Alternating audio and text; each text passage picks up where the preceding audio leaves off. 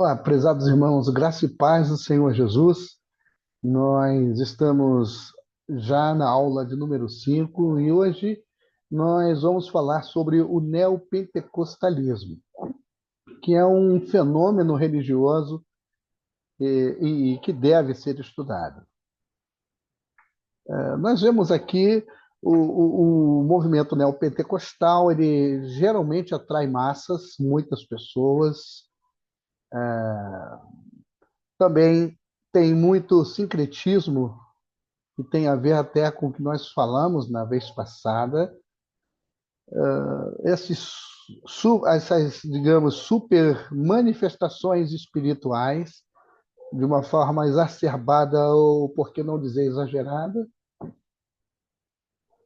e as igrejas de preto também, elas fazem parte deste movimento neopentecostal, e este slogan que surgiu no início dos anos 2000 e que é também de cunho neopentecostal, apenas para ilustrar. Então, o neopentecostalismo é uma corrente dentro do cristianismo evangélico que surgiu a partir da década de 70, como uma evolução do pentecostalismo clássico. E eu faço uma pausa aqui e abro um parênteses para dizer que o pentecostalismo clássico, o meu modelo ou arquétipo do pentecostalismo clássico é a Igreja Assembleia de Deus. Porém, o movimento neopentecostal, ele surge já aí no meados dos anos 70, com características distintas do pentecostalismo clássico. Então, uma das coisas que o pentecostalismo, ou melhor, o neopentecostalismo enfatiza é a batalha espiritual, a teologia da prosperidade e uma organização mais empresarial da igreja. Nós vamos ver isto com mais detalhes em seguida.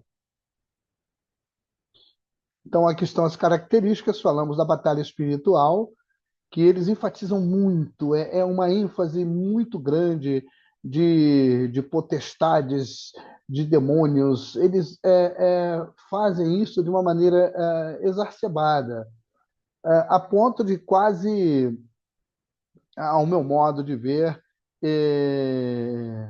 tipo, forçar muito a barra com relação a isto.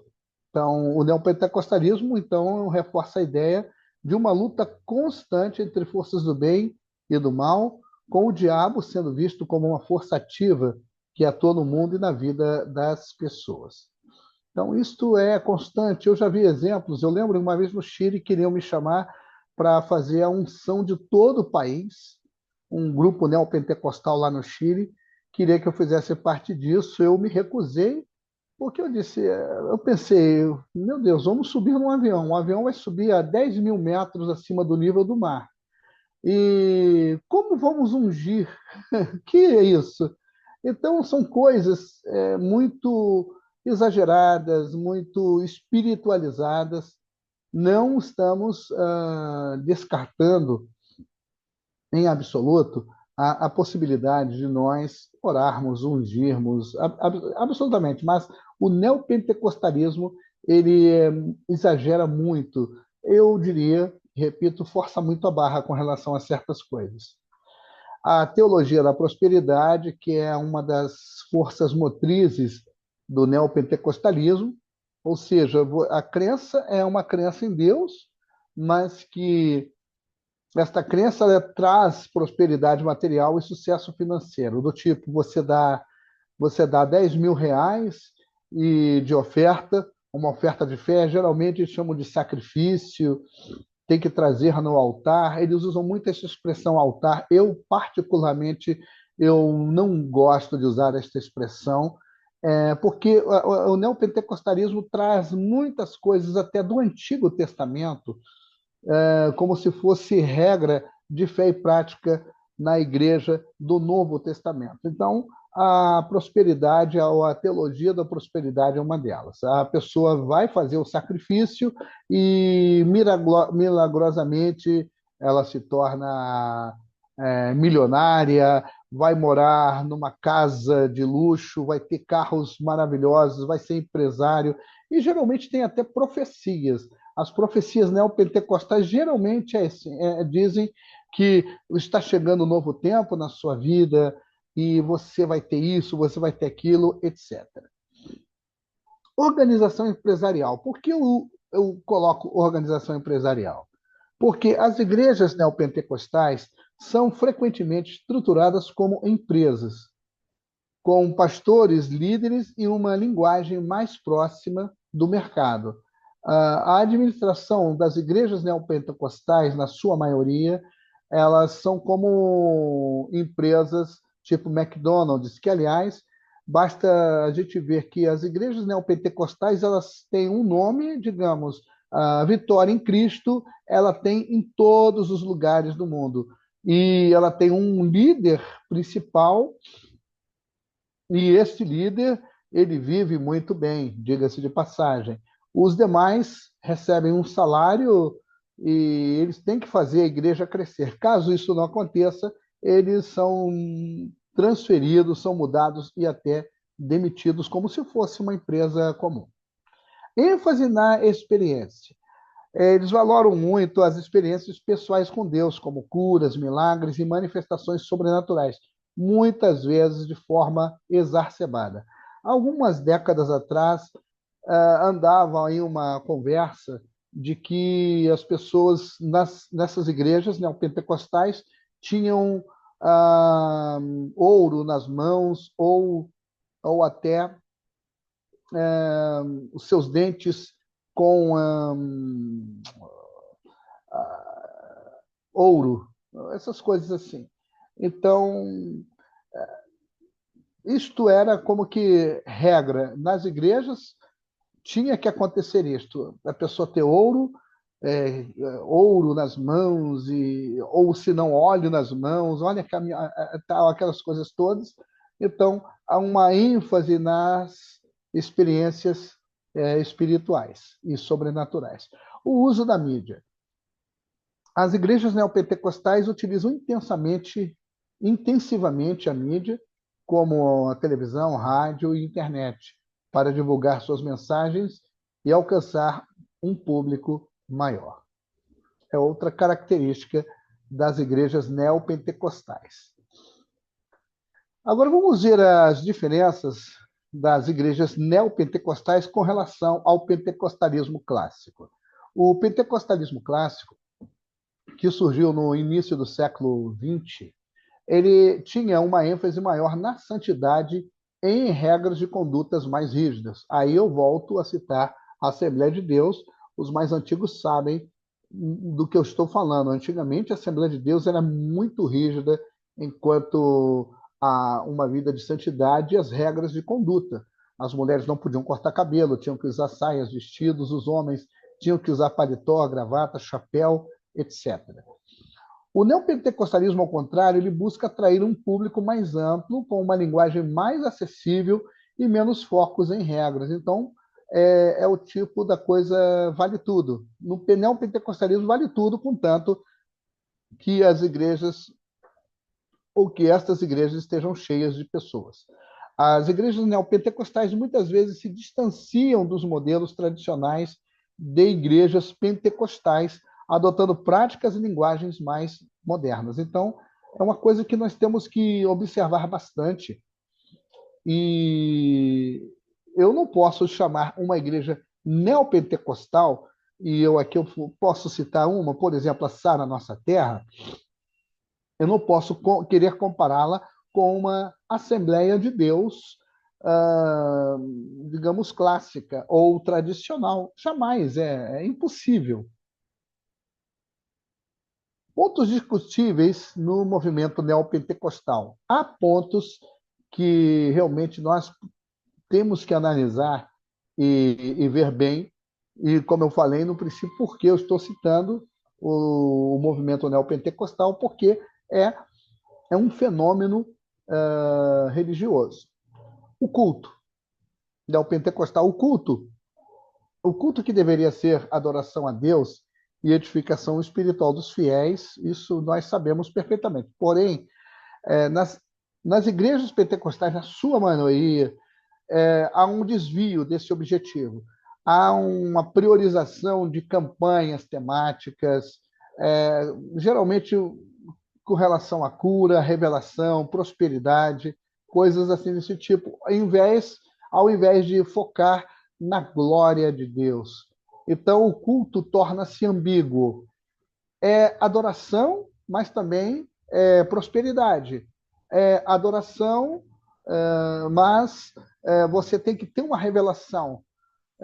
É pregação da palavra, é adoração a Deus, mas tem que ter cura. Se você não for curado, você não é abençoado. Algumas igrejas neopentecostais ensinam desta forma.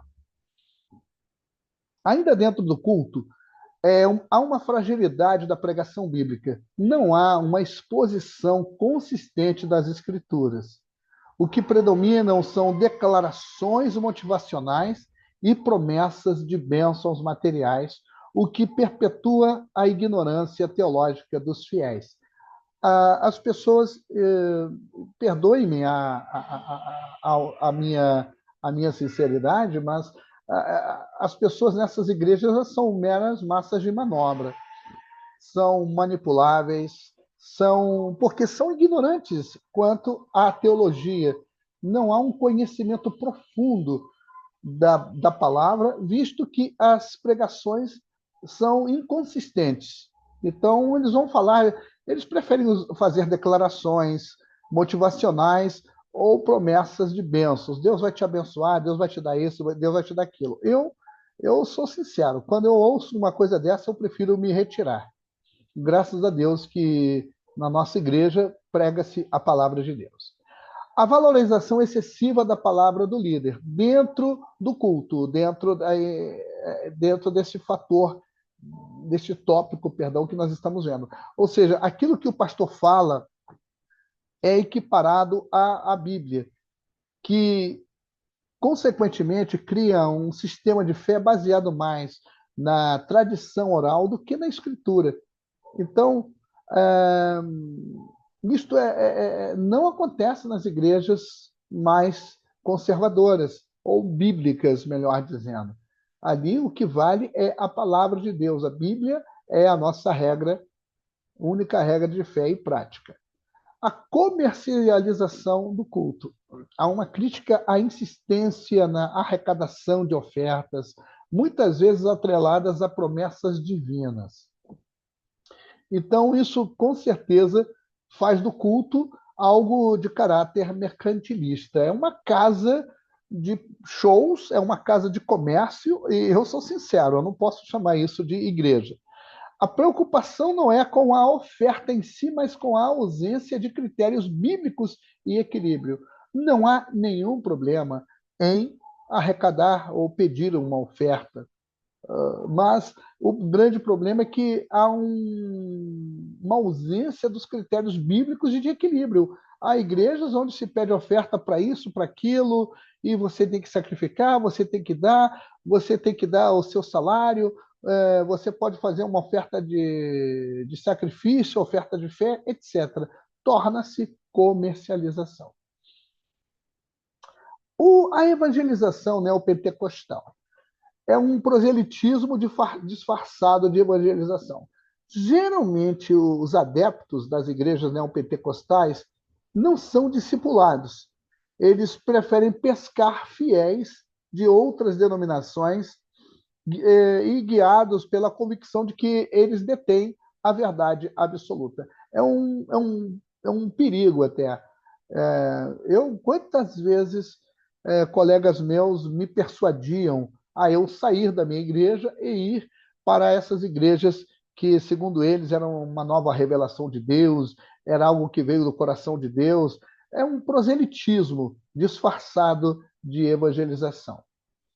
Dependência excessiva da mídia. A evangelização das igrejas neopentecostais, ela se dá muito através das estratégias midiáticas, mas sempre são apelativas. Aí eles vêm com promessa de cura, de prosperidade, de que você vai ter isso. Então, isso acaba comprometendo a ação do Espírito Santo e transforma os fiéis em clientes. Essa é que é a verdade. É, eu diria que as igrejas neopentecostais são como essas empresas de marketing que ficam ligando constantemente para nós, nos nossos celulares, querendo nos vender alguma coisa. Motivação numérica acima da transformação espiritual. O crescimento da igreja é buscado por meio de táticas persuasivas, mas não há verdadeira conversão se não houver a ação divina que transforme o coração. Nós não podemos nos basear no crescimento, o crescimento da igreja através de táticas persuasivas. O apóstolo Paulo mesmo dizia que a sua pregação não consistia em palavras persuasivas, mas demonstração de poder. Essas igrejas estão cheias de pessoas, mas eu não sei se estão cheias de convertidos. Falta de conteúdo teológico.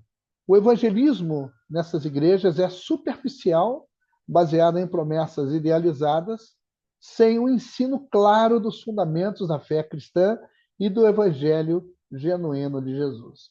Pergunta para um membro de uma igreja neopentecostal quais são as 10 doutrinas básicas da Bíblia. Ele não sabe. Então, falta de conteúdo teológico. O ofício ministerial neopentecostal. A falta de falta de critérios rigorosos para a ordenação. As igrejas históricas, e eu posso incluir a nossa igreja, há uma avaliação cuidadosa do caráter e da vocação pastoral, e por que não dizer da idoneidade daquele futuro pastor. Já no neopentecostalismo, qualquer pessoa pode se transformar em pastor, desde que ele tenha dons visíveis, como a oratória ou a glossolalia, ou seja, falar em línguas. Se ele tem essas duas coisas, ele vai ser, na igreja neopentecostal, um excelente pastor. Vemos, aliás, a ausência de preparo teológico e caráter conforme a Bíblia. Eles não estão preocupados com o critério para ordenação e tampouco o preparo teológico e o caráter conforme a Bíblia. Muitos líderes de igrejas neopentecostais não possuem formação bíblica adequada, contrariando os critérios estabelecidos por Paulo em 1 Timóteo, capítulo 3, que incluem caráter irrepreensível e habilidade para ensinar. Então, a mim me custa muito, mas muito mesmo, chamar um pastor de uma igreja neopentecostal de pastor ou, quem sabe, colega de ministério, porque eu não sei qual foi o critério para a ordenação dele, eu não sei do preparo teológico dele, eu não sei da idoneidade dele. Então fica difícil, para mim fica difícil. Autonomia sem supervisão doutrinária. Os pastores neopentecostais muitas vezes atuam sem qualquer tipo de prestação de contas. Não há isto. E essa não prestação de contas a uma autoridade favorece surgimento de heresias e doutrinas inovadoras, porque essas pessoas, quando são confrontadas, o que é que elas vão fazer? Elas vão romper com aquela igreja e abrir novas igrejas sob o seu controle total. É uma briga imensurável pelo poder. Vamos ver os pontos discutíveis da teologia neopentecostal. Letra A. A exclusividade das Escrituras. Os neopentecostais afirmam que a Bíblia é a palavra de Deus. E com isto nós concordamos, porque sabemos que a Bíblia é a palavra de Deus. Mas, para eles, a palavra dos profetas, que eu coloco entre aspas, dos visionários, também é a palavra de Deus. Eles querem equalizar profecias, revelações, visões com a autoridade da palavra de Deus. E por isto baseiam suas vidas e suas doutrinas também em visões, novas revelações e em experiências místicas. Há experiências místicas no meio neopentecostal que realmente são fantasiosas demais. A Bíblia é a revelação perfeita e final de Deus para o homem. Visões e profecias foram acessórios usados neste processo de formação da Sagrada Escritura. Hoje nós temos a palavra de Deus, que é viva e eficaz. E como diz em Hebreus, no capítulo 4, versículo 12, mais penetrante e cortante que uma espada de dois gumes. Então, a Bíblia é a nossa única regra de fé e prática. E uma vez que o cânon bíblico do Novo Testamento foi concluído, nós devemos nos apoiar apenas na palavra de Deus e em nada mais. Profecias, revelações, sonhos são bíblicos quando bem exercitados por pessoas que têm uma vida cheia do Espírito Santo. Nós não ignoramos a iluminação do Espírito. Ele vai, a iluminação do Espírito Santo vai nos proporcionar que entendamos mais profundamente a palavra de Deus. Mas negamos, eu nego, e nossa igreja também, que sejam necessárias novas revelações. Não há novas revelações. Em João 16:13, o Senhor Jesus disse que o Espírito Santo nos guiaria a toda a verdade e que nos revelaria, e não que nos revelaria novas verdades. O Espírito Santo nos guia a toda a verdade e não a novas verdades. Com relação à Trindade, há uma ênfase também muito grande ao Espírito Santo. Não que o Espírito Santo não deva ser mencionado, absolutamente. Mas praticamente tudo num culto neopentecostal é atribuído ao Espírito Santo. Cura, expulsão de demônios, decisões. Com isso, o papel das outras pessoas da Trindade, ou seja, o Pai e o Filho, ele é ignorado. Parece que os neopentecostais consideram o Espírito Santo superior aos demais membros da divindade, ou pelo menos mais importantes. Nós vemos, porém, na Bíblia que o Filho glorifica o Pai e o Espírito glorifica o Filho, que por sua vez derrama o Espírito que faz o homem orar ao Pai em nome de Jesus. Aí vocês têm as citações bíblicas com relação a isto. A, a verdade é que, embora a divindade seja composta de três pessoas distintas, elas formam uma unidade essencial perfeita, de forma que é impossível um existir e agir sem a participação de todo o conselho divino.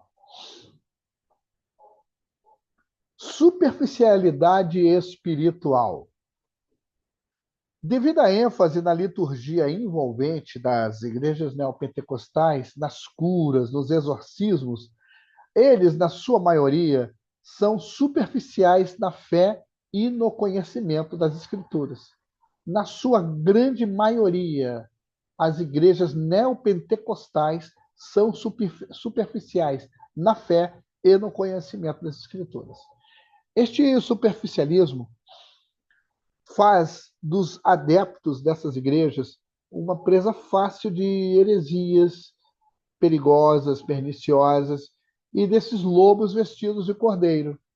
Por isso também é que as comunidades neopentecostais são tão suscetíveis ao empirismo, misticismo, materialismo e muitas outras tendências tão nocivas à fé cristã.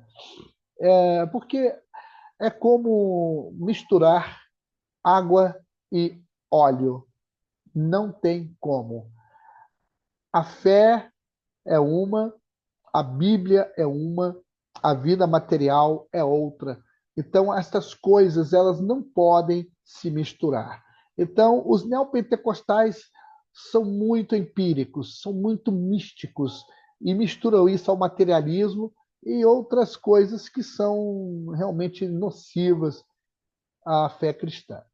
O resultado desta superficialidade é o quê? É a imaturidade manifesta numa vida carnal não experimentada no fruto do Espírito Santo. Nós não estamos dizendo com isto que os neopentecostais sejam leigos. Não são, não estou falando disso. Mas a hermenêutica neopentecostal é profundamente comprometida com novas revelações, o que os faz suscetíveis à tendenciosidade. Quanto à salvação, eles são muito limitados, porque consideram a salvação apenas obra do Espírito. Eles, nesse ponto, está indo bem. Mas eles ensinam que deve haver uma cooperação humana. A salvação, então, torna-se tão inflacionável como nossa economia. Eu hoje tenho, mas amanhã posso ter perdido. Ou seja, exemplo, a pessoa, para ser salva, tem que ser dizimista, segundo a maioria das igrejas neopentecostais. Um dos líderes neopentecostais declarou que é condição, o dízimo é condição para ser salvo. Aí eu pergunto, onde fica o sacrifício de Jesus? O dízimo, nós sabemos, é uma questão de fé e obediência.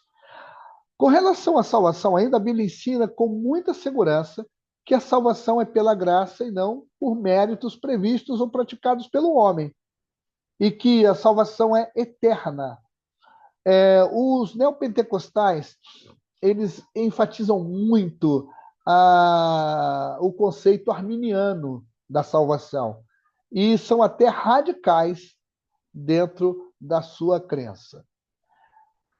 A consequência disto é que eles são revestidos de um humanismo tão grande, sinceramente, que se assemelha a Erasmo de Roterdã, que foi um filósofo do século XVIII.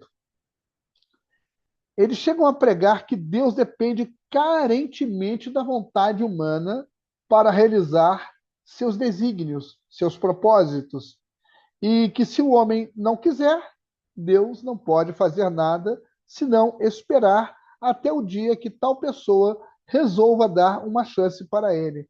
É absurdo. Bem, para mim, este não é o meu Deus, nem o revelado na Bíblia. O nosso Deus, ele é soberano, criador, mantenedor de todas as coisas.